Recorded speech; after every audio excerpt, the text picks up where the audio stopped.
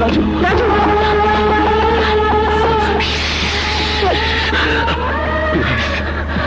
Please Eva, তুমি কাঁদবে না।